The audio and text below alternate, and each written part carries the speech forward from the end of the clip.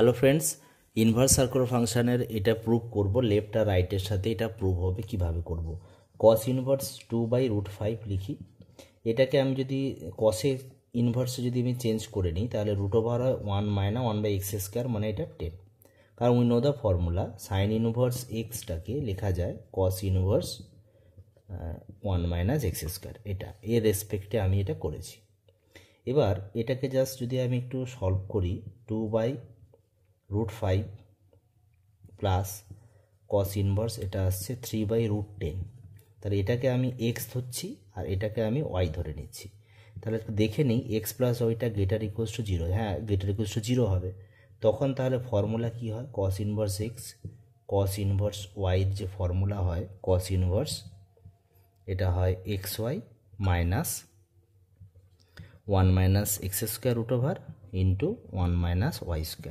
এটা ফর্মুলা হয়, তোমরা জানো অলরেডি। তাহলে তাহলে ফর্মুলা যদি এটা হয় তাহলে আমি এটা থেকে একবারে এখানে চলে আসি। কস ইনভার্স আমি কি লিখতে পারি? এটা এক্স তো এটা ওয়াই, তাহলে এদের দুজনের প্রথমে মাল্টিপ্লিকেশন হবে। 2/√5 3/√5, √5 নয় √10, সরি √10, 3/, মুছে দিই, এটা √10 মাইনাস কী হবে? Root over 1 - x²।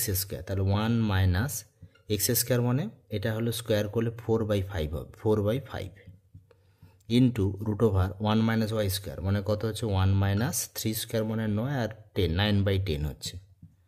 তার মানে কস ইনভার্স কী পাচ্ছি? এটা 6, এটা রুট হচ্ছে 50 মাইনাস এখান থেকে দেখো 1/√5 বেরোবে আর এখানে 1/√10 বেরোবে।